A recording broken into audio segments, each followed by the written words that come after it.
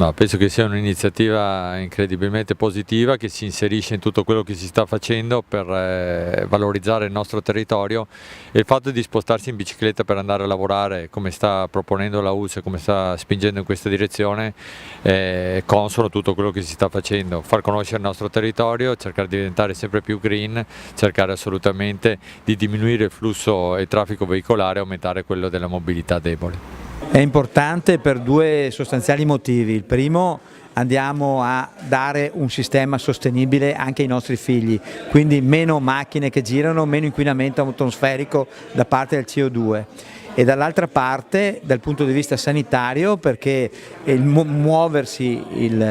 utilizzare il movimento e la bicicletta, andare in bici è un movimento, aiuta sia dal punto di vista cardiovascolare sia dal punto di vista complessivo a stare meglio e a vivere meglio. Vorremmo vedere di anche trovare la soluzione per incentivare il nostro personale perché venga in bici a lavorare, quelli che sono nel raggio di pochi chilometri. Questo aiuta a inquinare meno, ma soprattutto gli aiuta a stare meglio loro e quindi a fare una vita completamente diversa, più all'interno di un ecosistema che funziona.